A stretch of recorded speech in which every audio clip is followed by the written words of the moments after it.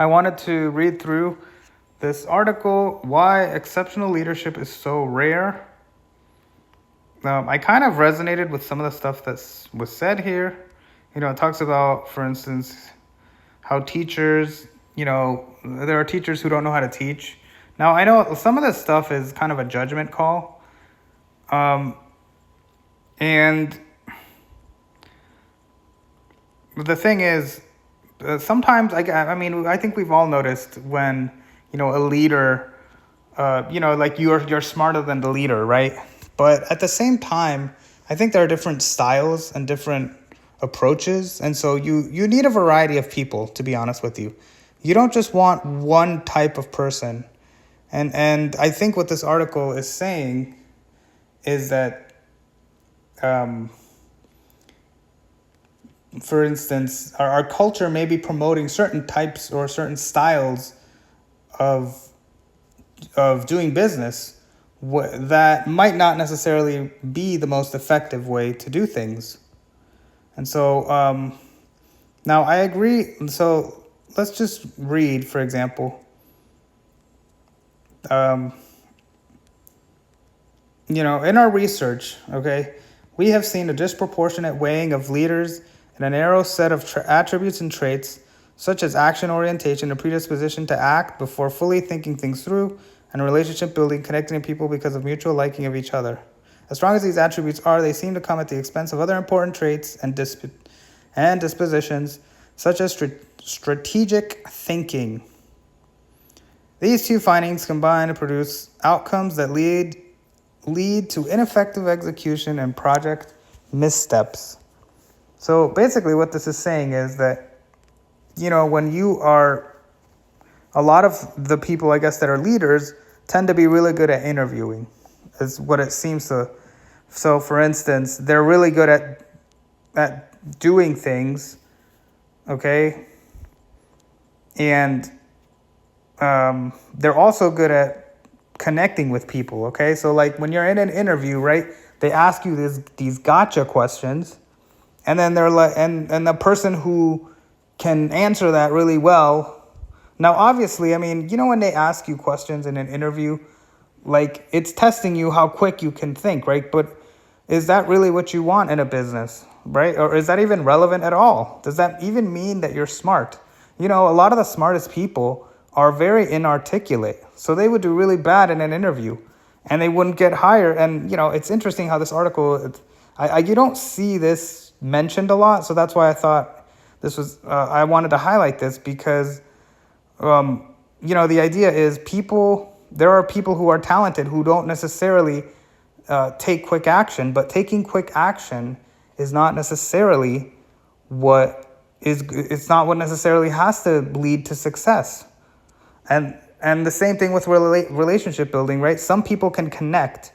And, if you're talking, you're getting hired, right? Because the way business leaders are hired is, they're connecting with people. So the person who connects the best becomes the leader. But the thing is that necessarily a good thing? And is that necessarily providing the most value for the company? And I like that this article basically, or, my interpretation of this is that, now I am going to go a little different because some of the things I might not agree with on this article. So I'm just going to go my own way. But in terms of people who are sort of not being noticed because they may not have the action oriented, they may not have the things that we would expect from someone who who is good at interviewing, which is how these jobs are had. And also, I think that it may be that people, different, managers are, like I said, they're expected to do certain things quickly, but it's not necessarily what is best, because sometimes you want a slow approach. Sometimes, and like I said, strategic thinking, or in this case, I would say even critical thinking, someone who can just come up with ideas on their own, right? So that's another concept where, if you could be really good at business school, where you learn business theories, which are important, it's good to know, but then you're going to have to come up with new solutions. And that is not something that has anything to do with being good at an interview or dressing up properly or any of that. In fact, speaking of teachers, the best teachers I had, or even the best business, are people who are sloppy and have undesirable things that people might associate with not being good, but they're really good at some things, right? That is so valuable, that could be so valuable to the company. So we need to be a little more open-minded what it means to be a great leader, or what it means to be a good teacher, or whatever. So an example of this occurring when leaders, because of the relationships they build, find it hard to performance manage team members by holding them to account for substandard work. Rather than terminate these employees, weaker leaders never address the performance issues, and poor behavior and unacceptable performance is tolerated. Now, this is kind of a different thing, I guess. It's more about how... Well, actually, this is going in a different direction than I thought. The article is basically saying that a leader, that they should be firing people, that they shouldn't be friendly, I guess, because they might need to fire people to get the best performance for a company. I don't know if I'd go that far, to be honest. I think for the most part, most people are adequate, especially from when we're talking about employees, to be honest with you. I think this is more like management is more important when it comes to versus the employees. You can kind of deal with any employee, believe it or not. Like for most employees, right, unless they do something very egregious, right, or something you're definitely not supposed to do, right, something extreme, right, but for the most part, you can kind of work with most employees. And I think in terms of, let's say you have, you want to, I think it's interesting that most leaders, they have quite a bit of influence, believe it or not. You have the power to change people in certain situations. So, for example, for the 8 hours that a set of employees work, they can change. Like, they can be one way.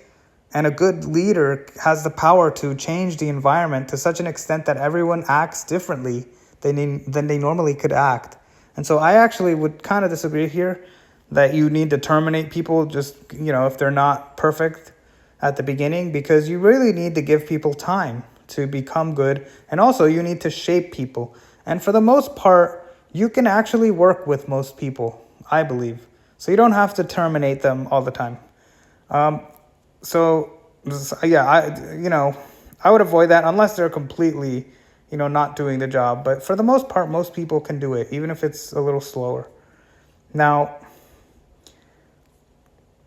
so let's see. Exceptional leadership is rare, mediocre, and poor leadership is the norm. So the way I would define that is I kind of agree,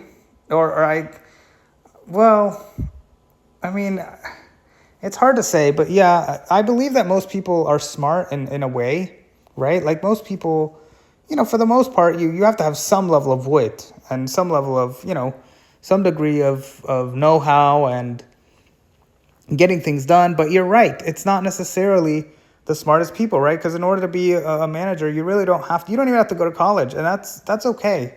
Like what I'm saying is the job in our economy, as weird as it sounds, and this is kind of another topic, but what we do in our economy is oftentimes not that hard. Like the bar is low. So most people, if you're super smart, you're actually overqualified.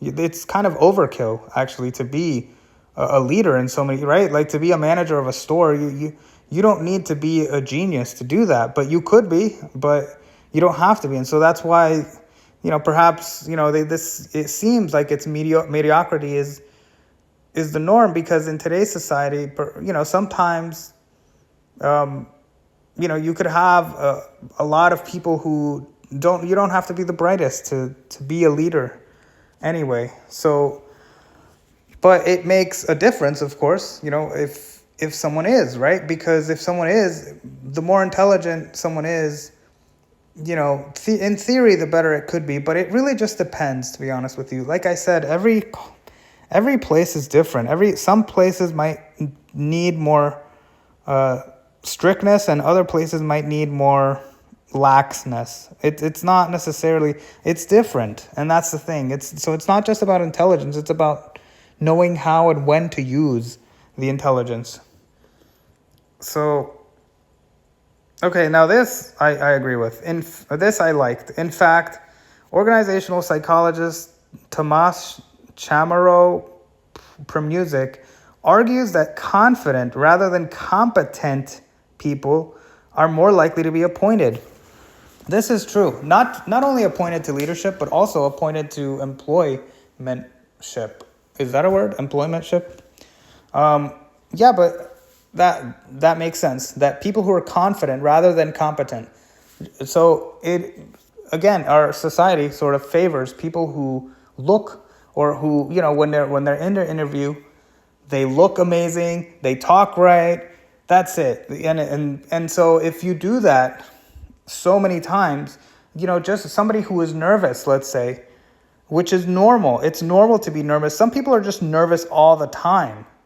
But then that doesn't mean that they can't do the job. So, the interview process, I think this again I can connect it to the interview process, because people are, we're judging people based on confidence rather than if they can actually do the job properly.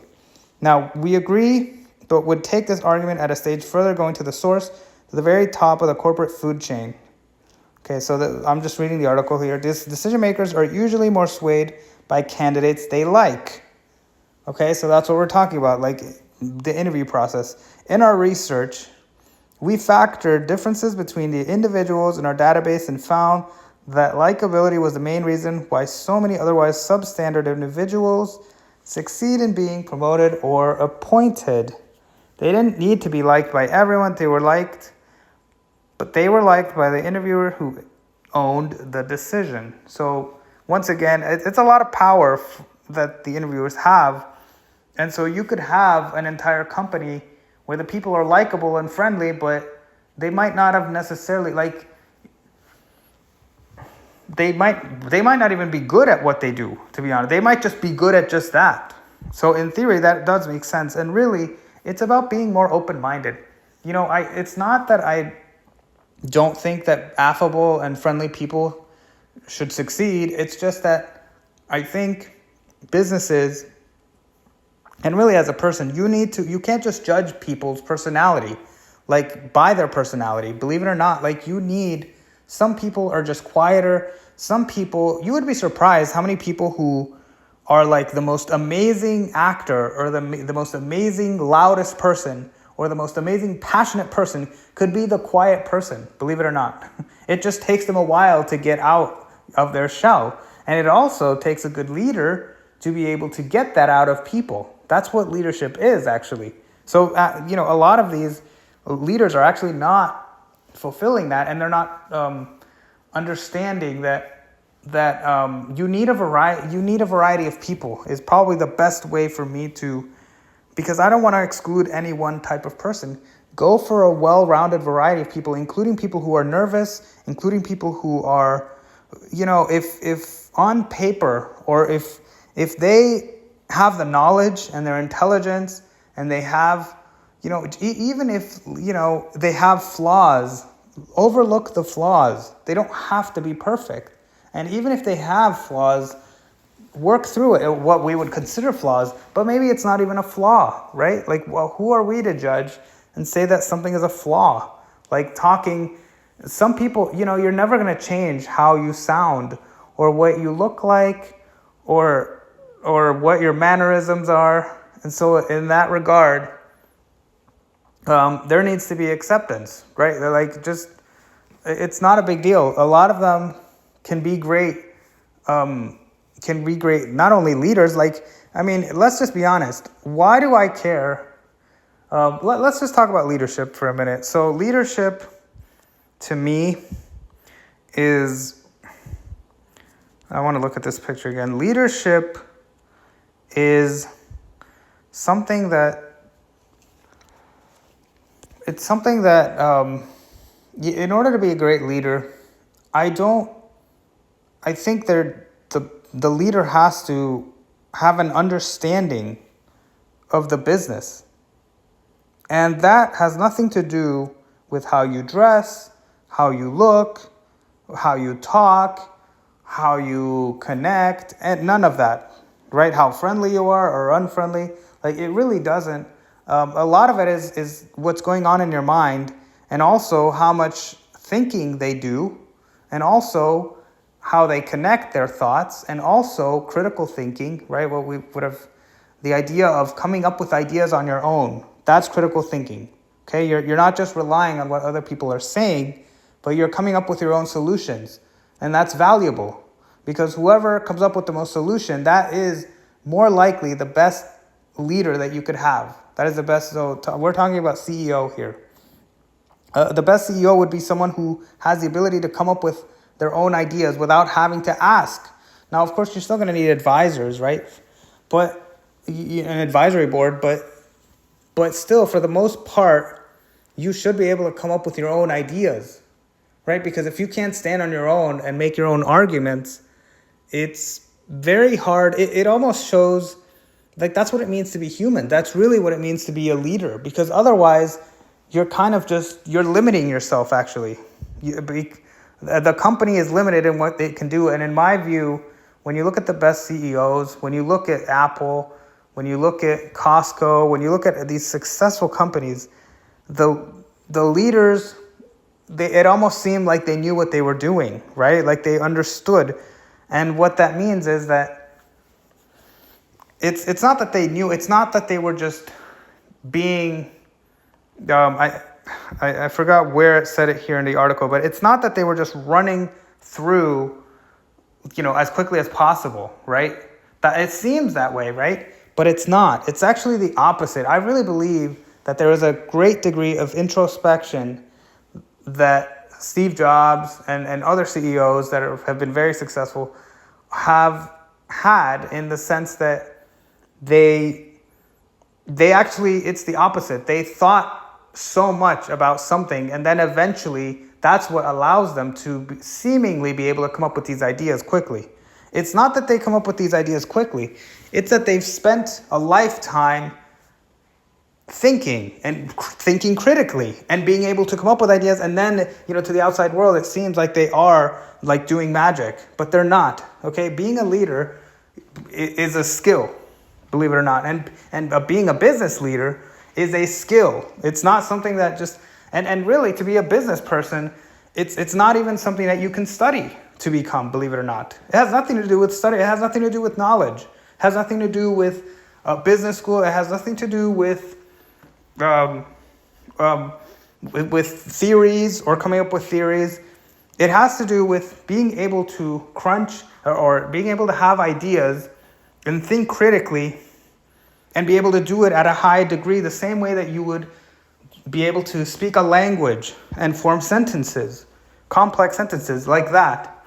So what I'm saying is that I would trust, and how do you develop that? You develop that by doing things, and it's not quantifiable. Like, you can't really test it. It doesn't have anything to do with like asking questions. That's the worst part about the interview process, is they're asking you questions to see, oh, this means this person thinks faster. Like, that's not even what good business is. And the thing is, when it comes to business, okay, when it comes to leadership, you have people who, when they come up with ideas, it is a skill. And how you do that is by doing things. And so what I'm saying is, I would trust a hot dog stand person over, just someone who just graduated business school but has never run a business or has never actually done something. Or even if they had, you don't even have to run a business, believe it or not. You just need to organize something. It doesn't matter what it is, actually. You just need to be able to make a complex thing and then put it together. It could literally be Legos or something, or it could be like anything. It doesn't have to even be business. because we're talking about setting plans, getting things done, and then being creative about how you do things, and then having a deep understanding of why you do what you do. Because ultimately, every leader, like Steve Jobs, like other CEOs, right, they have a deep understanding of what they are doing. They understand why. If you notice, they always ask, why are you doing this? Or why? A lot of times they don't say it, because you don't want to, reveal everything, right? But at the same time, sometimes you have to explain to people why you're doing what you're doing. And that comes from understanding. And that's not something that they're spouting. Steve Jobs wouldn't just spout business, stuff that you learn from a textbook. He would say things that were relevant to his company. And he knew that because he's the one who built the company and understood. He built that, I guess, if the framework, if you want to call it that. He built that system, which is not necessary, by the way. You don't have to do it like that. But I don't think most of us, or I should say most people, you don't have to do that. See, in order to be a leader, sometimes that's the thing. It's not about being revolutionary either. It's about knowing when to do the same or be a leader or change things, right? So for example, McDonald's, in my view, should keep things the same, okay? Like, people like the flavor of McDonald's. So they shouldn't be changing their menu too much, in my view. So in that case, being that kind of leader, or like ketchup or something, if you have like a ketchup business, you don't want to be changing the flavor of ketchup. It's actually about keeping things the same. So it's about understanding that kind of thing, understanding when and how to do things. And for the most part, actually, I would say it's actually better to keep things the same, as weird as that sounds, because there's probably a reason why things are done the way they are done. And then that leads to the other issue of how, leaders from the past, they understood things and they did things a certain way because they understood things. And then the new leaders come in and they don't understand why. And so they change everything, and not really understanding why the things were done originally. And that kind of gets to what this, and some leaders, as this article points out, some people are completely oblivious to that. They don't even conceptualize this level of depth that I'm talking about when it comes to business. And so, like, that should show you what business sense even is. Some people, they approach business, they can't even think what I'm even saying right now. Like, they're not even thinking that way. And that, that's kind of, that shows you the difference between how people approach things. And like this article says, that I kind of like, it has nothing to do with how you interview or how you look, or you could be very sloppy, actually. You could be like, the absent-minded professor. You could be late all the time, but that person might be a genius in other ways. So don't judge people, and get a variety of people to work. It's a good thing. Now, the typical face-to-face interviews, so I'm reading now. I'm reading this article. The typical face-to-face interviews that are featured in nearly every selection process intended to evaluate external candidates are a poor method for cutting through the congenial and charismatic fraud. Okay, so this is basically talking exactly what I've been saying about interviews, and how it really just gets the friendliest people instead of anything else, actually, instead of what's good for business. And so I miss it, because I remember how things used to be. And back in the old days, people would just hire you on the spot. Like, they wouldn't even ask you questions. It would just be, hey, when can you come in? And really, it was hard to come by. I think what's weird is that maybe the fact that there's so many people applying makes it really, really hard for, it makes it so that it becomes a contest. And that could be hurting the entire business process and the selection process of business. Because back in the old days, I mean, imagine like 50 years ago, right? Before the internet, before computers, you would show, if you were hiring, you would just hire whoever came in, to be honest with you, because you didn't know when the next person was going to come. It might be a week, 2 weeks, 3 weeks. And so people were more willing to hire, people. And in my opinion, that's actually better, believe it or not. And it's something I haven't even talked about, but it's kind of relevant to this, is that it really doesn't matter. And I know this sounds weird, but the reality is there are so many combinations of people. You can have people who are smart, who are not, who are so many variety of people that you just never know. And I wish that like people who are hiring would understand that you kind of have to just be random in some ways, or first come, first serve, or whatever it is. But like, because the reality is, don't let, I don't like it when people start saying, well, this type of people are better, or this type of people, because really there's too much variety, there are too many factors that go into it, that the reality is there is no, like, you can never know what a person is. You can never, like, at the end of the day, you can never really know someone's heart. And sometimes people change too. Sometimes some people can be good, and then they just are not good anymore, or whatever. Like, there's too many varieties, so you can't predict it, and you can't have a fast and safe rule to disqualify people, in my view. I think people often break the rules. What I mean is that sometimes someone that you think like, this person might not be, but they might be able to. Do you know what I mean? They might be able to do it. And just because, and another way of putting this is, for example, customer service, right? You have different kinds of people who can be customer service, right? But usually it's a friendly person, right? But it could also be a quiet person, right? A quiet person could be great at customer service too. They can still provide what a person wants, which is someone that's caring and compassionate. So being caring and compassionate has nothing to do with being friendly. You could be, and I, as a consumer, right, as someone who is a customer, I would want someone who is honest, and that I would value that more over anything else. I don't care how friendly they are or how nice they look, as long as they're honest and are compassionate, and that's all I care about. I don't care if they're, I don't care about other, I don't care if they might not look, or if they sound kind of funny, or if they talk a little weird or whatever.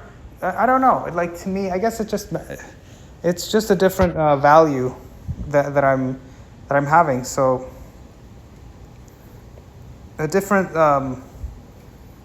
and what I'm saying is that I liked how in the old days, before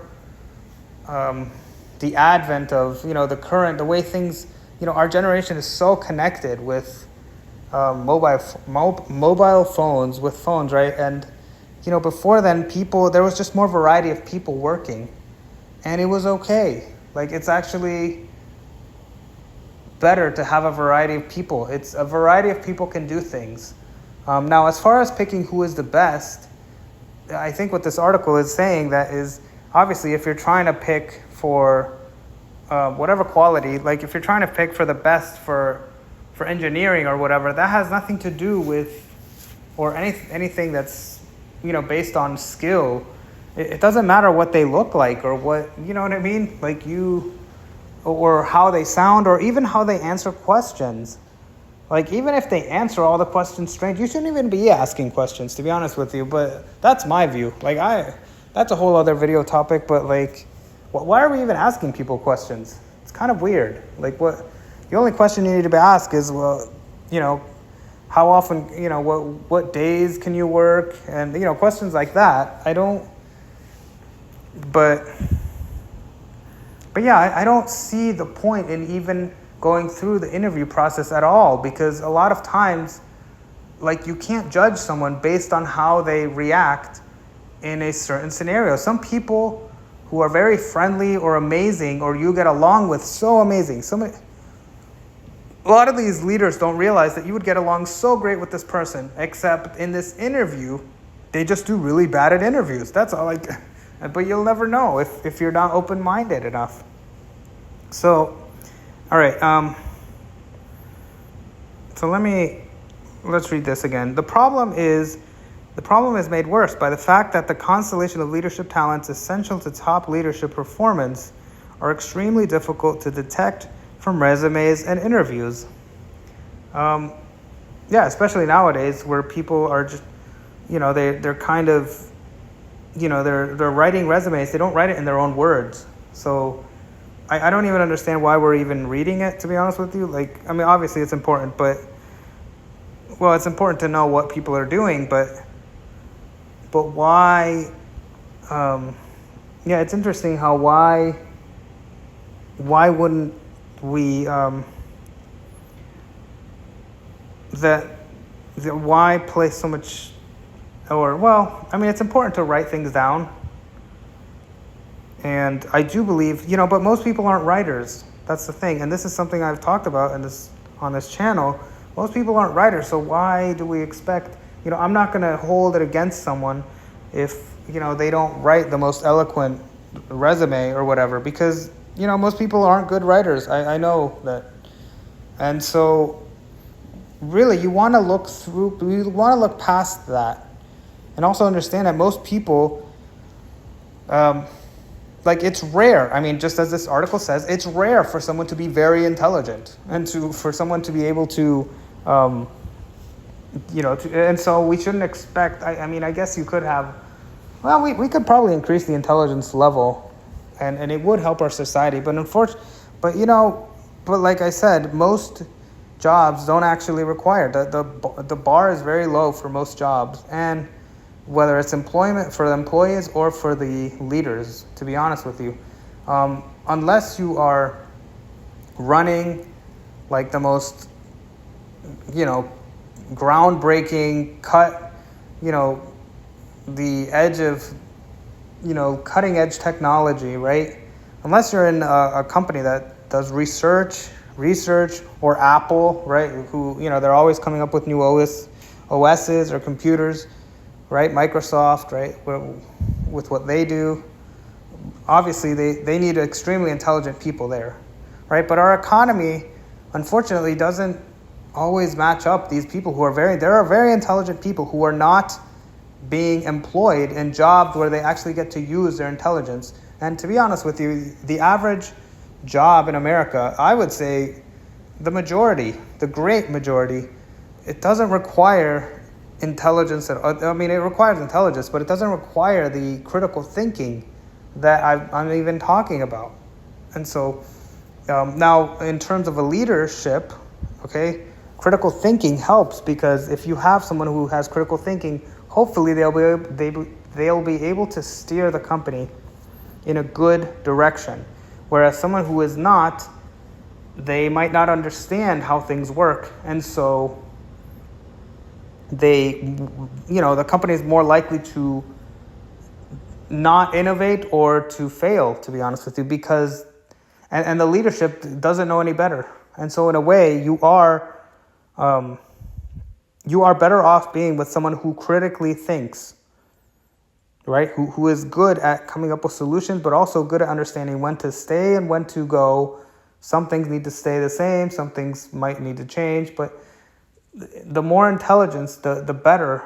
But it's not always, doesn't have to do with who talks the best or who looks the best or who on paper, has the most experience, or it's not about any of that. It's really, that's the thing. It's hard to even quantify. It's hard to even, that's why it's rare. It's rare. Most people who are extremely intelligent are not in the position of leadership that they could be. But I actually do believe that these few rare intelligent people, they would be able to start their own companies probably, or come up with their own solution. And you will be able to recognize that when it happens. Okay, you'll be able to see it. You'll see it. But it takes time. It's not obvious. It's not something, it's not something that well, sometimes you can see it, small glimpses of somebody's brightness, right? But unfortunately, most people, they're just not looking for that. They're not paying attention. We also see the overwhelming majority of companies having no clue about identifying the characteristics of leadership that matter or developing questions to assess these characteristics accurately. CEOs and hiring executives further argue that no candidate is perfect, and often as an excuse to explain the deficiencies they see in the candidate in front of them, whom they then find poor reasons to appoint. When you don't know what you're looking for, it's remarkable how many people meet that standard. So what this means is, so what the article is saying here is that basically the CEOs, it's like they know that, or they can sense that the people they have are not that smart. They're hiring for superficial reasons, but even then they're like, oh, well, there's no perfect person, so not realizing that their biases are what's causing this, and the thing is, if they never realize it, then it never gets corrected, and they just keep doing the same thing, and then when it goes wrong, they're like, oh, well, or it doesn't go as well as it could go, and I guess the article is basically saying that things would go better if perhaps they picked people under different circumstances. But then that also has to go with the intelligence of the CEO and the hiring executives, right? Like maybe they're not that bright either, or maybe they're not thinking critically the same way. And so it's not possible for them to even understand that but that's why most, leaders, that's why it's rare, right? But so I don't expect everyone to be kind of the brightest ever. I think we all have different strengths and weaknesses, and you'd be surprised at, everyone brings something different to the table. And I've met people who have never read a book, and they might not be intellectual, but they have extraordinary, an extraordinary work ethic that surpasses most people, and that could be enough to, believe it or not, to get a business forward. So it just depends. It just depends on what the circumstance is. Now, from the candidate perspective, so I'm reading again, applying for a top leadership position, the entire charade is eminently predictable and therefore easy to prepare for. Yeah, okay, so this is basically saying that the interview process it's not even that hard. And actually, I would argue that it isn't. Yeah, I kind of agree.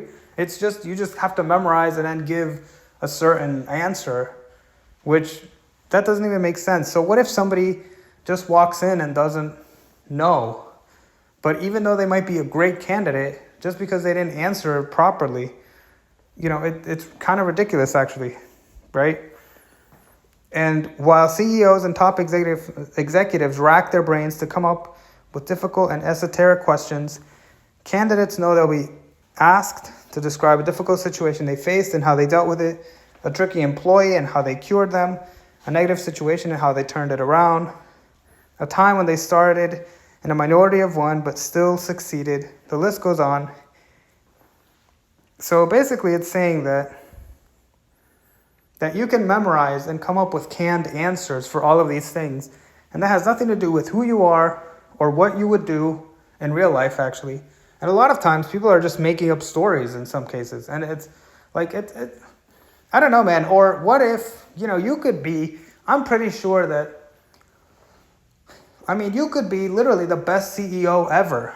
I'm pretty sure if Bill Gates, or if you put down, even if you got an actual CEO who has actually built something, I'm pretty sure they wouldn't even be able to answer a lot of these questions off the top of their head. Why? It really has nothing to do with it just has nothing to do with what, the ability to answer these questions. I don't even remember a lot of, and why would I remember those situations like that, right? Like, it's kind of interesting. So, all right. Anything else? Let me see if I see anything else that's interesting.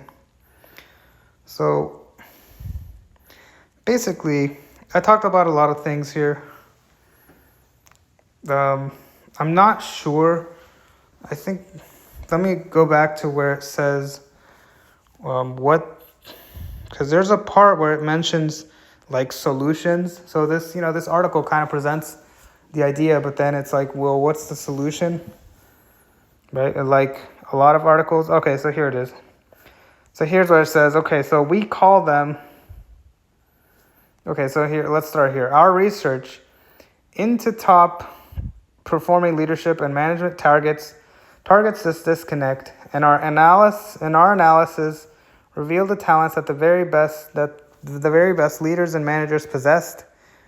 We call them the 5 talents that really matter. Okay, so here's where they give kind of their solution, and let's see what it is. In them, we captured and describe.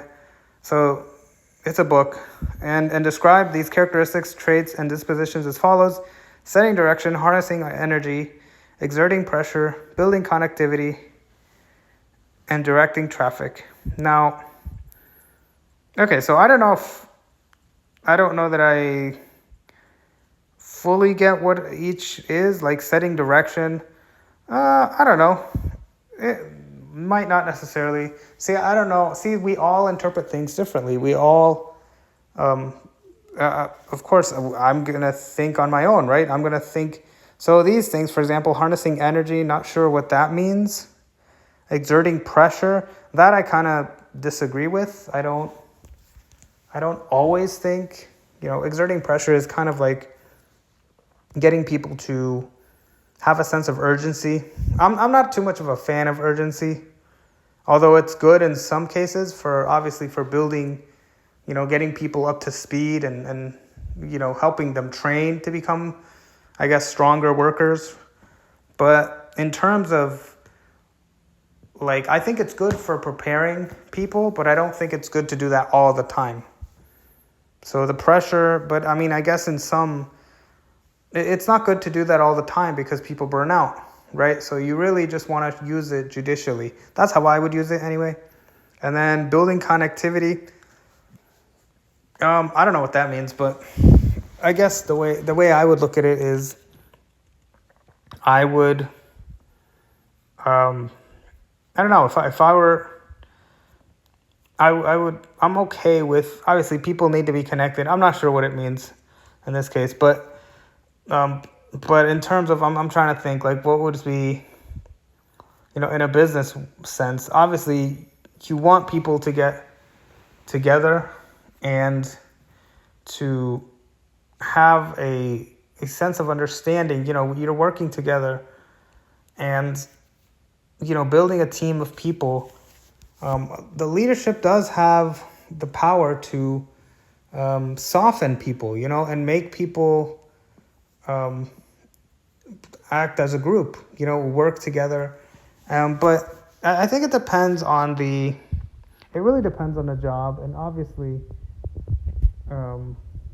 you want people to feel like they can accomplish things together, but also, like I said, there's always a certain level of randomness to it. Like you can't always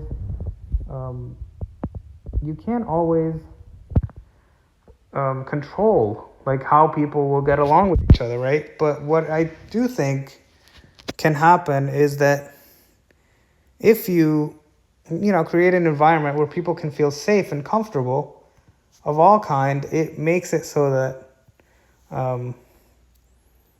so that people are more likely to be pleasant around each other. And at the same time, you also want, you don't want things to get too heated. But what's weird to me is that in certain environments, for example, in restaurants, I don't know. Now, this is based on like what I watch on TV or what you see in videos, but like, like Gordon Ramsay or something, where apparently like the restaurant, there's more pressure, it's hot, There's more machinery. They have to, deal with safety issues. So, it's understandable that certain jobs are going to be a little more um, intense than others. And so, generally speaking, though, in the business world, it's pretty intense, actually. It's not, you would think that it'd be like this friendly place. Um, but generally speaking, especially at the executive level, I feel like because the stakes are so high, it actually is a little more like intense and more, there's more, at least from what I've gathered from CEOs. Now, of course, it doesn't have to be this way, I don't think. I think there are different styles. Some people are more passionate, but everyone is passionate in different ways, I guess. But some people, you can be passionate and soft-spoken at the same time. So it's not so much about the loudness as much as that sometimes I guess what I'm saying is the in the business world, it's pretty, it seems to be that it's pretty intense, but it depends on how much power they have. The more power, I guess, if you want to put it like this, the more power. So, for example, the CEO is basically going to act however they want because they're the CEO, right? Whereas lower management is typically going to be a little more reserved. They're not, going to just do whatever they want or act out in the way they want. Exactly because they have people above them, and so they don't. So basically, at the executive level and the CEO level, they tend to be more passionate, more louder. There's more kind of yelling. There could be more intensity. Doesn't have to be, but there can be more because they have a little more freedom, and also because different people are going to express different views, and some people are going to want things to go faster. Some people are going to want things to go slower. Some people, and this, the other thing about leadership is that I don't know how to explain this, but everyone approaches things differently. Some leaders are more relaxed, and some leaders are more strict. And I think it depends on which you use, right? In some cases, you're dealing with things that you can't control. And so how do you approach that? Do you, develop strict rules? Or do you just kind of, raise your hands up and say, oh, whatever, I'm not going to worry too much. And typically I tend to be more like that. I mean, in certain cases, I find that, there are rules that don't necessarily, they don't make sense sometimes, right? So you kind of just roll with it, and I don't take it as seriously because maybe what you're doing is not, it's not necessarily, it's not, for example, like it doesn't work the way it should. And so you need flexibility. And so this is why there's always going to be the there's so many different things that are opposed, different styles of people, because some people are going to want things to be more strict, and some people are more relaxed. Some people are more like OCD about things, and that's why they do things. Other people are messy. And so it's weird because, when you combine these different personality types, you're going to have the clash in a way, and you're also going to have, but they're all, I don't know, it's weird. In some cases, I want to be strict, and in other cases, I want to be relaxed not because I'm not strict about everything, but it's because it doesn't, in certain instances, it doesn't make sense to do it. It doesn't matter to me, at least, or it doesn't matter. Like sometimes people, they might worry about something, but it doesn't really matter. But to different people, it's just different. And so we're all going to have different views on what matters and what doesn't. And that's kind of the dynamic that provides, that it's always going to be different. Everyone is, and so you never know what it means to, like what it means to be a good leader. And obviously you want someone who, in my view, the best it's hard to say. Like, I think different people can be leaders, is what I'm saying. And maybe I'll just leave it like this, where I'll just say that different people can be leaders. And I believe that leaders can be of all kind. And don't just judge someone by how they look or because there are different people, like, leadership can be done by so many different people. Different people bring different things to the table. But in general, a great leader is someone who has accomplished, who has done great things. And that doesn't necessarily mean that they've built a business or that they've gone to the best school or that they've studied intensively or got the most degrees or that it doesn't mean any of that, actually. Like, it could be, like, you would be surprised. It could be someone who is illiterate but has done some extraordinary work. Or it could be, well, maybe that might not be the best example in a business, because you do kind of have to be literate. But what I mean is that it could be someone who hasn't had the opportunity to do these things, but has had the opportunity to do other amazing things. And that's what we're talking about here, are people who, essentially, in general, in order to be a great leader, how do you become a great leader? Here's my view. Do something great. Do something amazing. And that's going to teach you more about getting things done and accomplishing things. And it doesn't have to cost money. And it can be, like I said, it can be like somebody who just builds, well, I don't want to use the Lego analogy, but really, like, somebody it could be something that it's really about creating a project and getting things done. And having the practice to do that is not necessarily something that has to be done in the business sense. Although, when it comes to the business world, I will say this, though. You do need to obviously understand,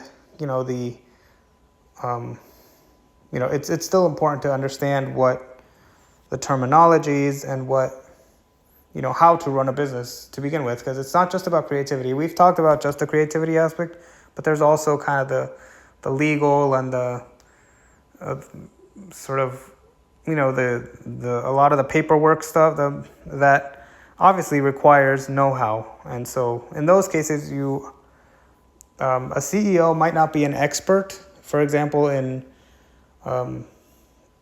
doing, I don't know, complex, mergers or whatever. They might not be an expert in everything. So that's why you still need people who are experts and who are, advice, who can, there's an advisory board. There are people who give advice and who can. So really, there's a lot of things. And that's the good thing about business, too, in a way, is that there are a variety of people who come together. And it's not just the creative. You still need the people who know how to do things, who understand the rules that have to be done and followed. And so there are some. So it's not just creativity. So anyway, so it's still important, I guess, to, business school still has its place, is what I'm saying. Because obviously that's where you learn about all the regulations and everything that you need to know, because that's part of our society. So it still has its place. But yeah, I thought it was an interesting article. Thank you all for watching.